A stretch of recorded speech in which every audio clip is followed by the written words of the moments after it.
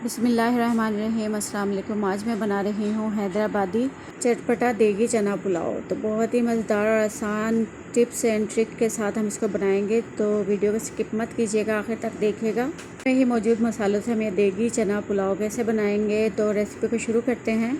एक खुला मुँह का बर्तन लेंगे और उसके अंदर मैंने डाल दिया है जी हाफ़ कप के करीब घी, और उसके साथ ही मैंने डाल दी है एक बड़े साइज़ की प्याज, जिसको मैंने बारीक स्लाइस में काट लिया था, वो मैंने इसको डाल दिया है और इसको मैं ब्राउन कर लूँगी।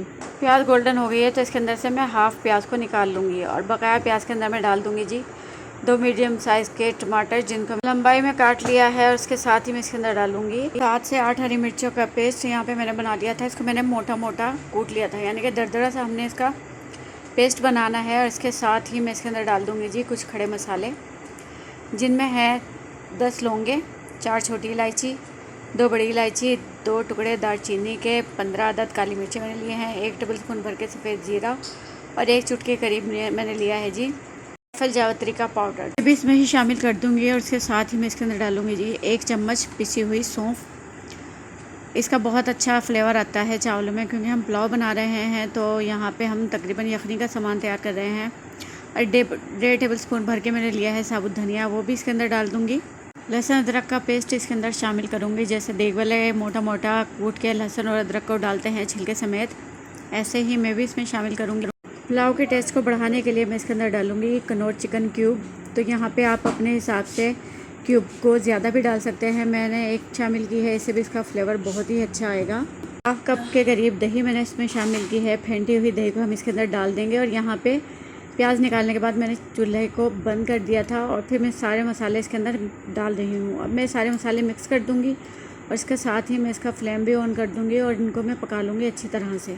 याद रहे देग वाले इस तरह से सारे मसाले मिक्स करके फिर पकाना शुरू करते हैं। तो अब यहाँ पे ये जी मसाला पकना शुरू हो गया है, तो मैं इसके अंदर डाल दूँगी 7 से 8 दाने इमली के। अगर आप चाहते हैं इमली ना शामिल करें इसके अंदर, तो आप इसके अंदर आलू बुखारा भी डाल सकते हैं। और मसाले में मैंने अभी तक नमक शामिल नहीं किया है, क्योंकि मैं इसको पहले अच्छी तरह थोड़ा सा पकाऊंगी, और जैसे ही इसका ऑयल ऊपर आना शुरू होगा तो इसके अंदर मैं डाल दूँगी जी 1.5 चम्मच के करीब नमक। तो अभी तो हम नमक को इतना ही शामिल करेंगे, और इसके बाद जब हम पानी शामिल करेंगे तो नमक हम चेक कर लेंगे, अगर हमें कम लगा तो हम और शामिल कर देंगे। अब बस यहाँ पे मैंने इसको अच्छी तरह से मिक्स करना है, और उसके बाद मैं इसके अंदर डालूँगी जी बॉयल किए हुए चने। तो 1.5 कप के करीब मैंने चने लिए थे, जिनको मैंने 5 घंटे भिगोने के बाद अच्छा सा बॉयल कर लिया है। और बॉयल करने के बाद मैं इसके अंदर इसको डाल दूँगी। मसाले में हमने सिर्फ इसको मिक्स करना है, क्योंकि चने यहाँ पे बॉयल हुए हुए हैं, तो हमने इनको पकाना नहीं है। अच्छा सा मिक्स करना है मसाले के साथ, और जैसे ही सारा मसाला हमारा मिक्स होगा, तो यहाँ पे जी मैंने हाफ़ केजी चावल लिए हैं, तो इसके साथ ही मैं डालूँगी इसमें 1.25 किलो पानी। और चावलों को यहाँ पे मैंने आधा घंटा पहले भिगो दिया था, इसलिए तो भीगे हुए चावल हैं, तो इसमें 1.25 किलो ही पानी जाएगा। ये देखें, ये हमारे 1.25 किलो का बर्तन है, तो इसमें इसी हिसाब से इसके अंदर पानी शामिल कर दूँगी। तो अगर आपको लगे कि चावल ज़्यादा पानी लेते हैं, तो आप पानी ज़्यादा भी शामिल कर सकते हैं। और बस यहाँ पे हम इसका ढक्कन को ढाँप देंगे और पानी में अच्छा सा बॉयल आने देंगे। और ये देखें जी, यहाँ पे पानी में अच्छा सा बॉयल आना शुरू हो गया है, तो इसके अंदर मैं डाल दूँगी 4 से 5 हरी मिर्चें, और जिनके मैंने दरमियान में से कट लगा लिया था, क्योंकि यहाँ पे हमने सिर्फ हरी मिर्चों से ही इसका स्पाइस देना है, हमने बहुत ज़्यादा इसमें मसाले शामिल नहीं किए हैं। आपको ज़्यादा मसाला पसंद हो तो आप इसके अंदर कुटी हुई लाल मिर्चें या हरी मिर्चें एक्स्ट्रा भी डाल सकते हैं। और ये देखिए जी, यहाँ पे मैंने हाफ़ केजी चावलों को आधे घंटे पहले भिगो दिया था, ये अच्छी तरह हमारे भीग चुके हैं। अब मैं इसके अंदर चावलों का पानी निकाल दूँगी, उसको मैं शामिल कर दूँगी जी चनों की यखनी में, जो हमने पकाने के लिए रखी हुई है। बस अब ये यहाँ पे जैसे इसका बॉयल अच्छा सा आना शुरू हो गया है, तो मैं इसके अंदर चावल शामिल कर दूँगी। चनों में हमने चावल शामिल कर दिए हैं, और बस अब मैंने इसको हल्के हाथ से मिक्स करना है। बहुत ज़्यादा हमने दबा दबा के चमचा नहीं चलाना है, बस हल्के हल्के हाथ से हमने इसको मिक्स कर देना है, और उसको मैं पकने के लिए रख दूँगी।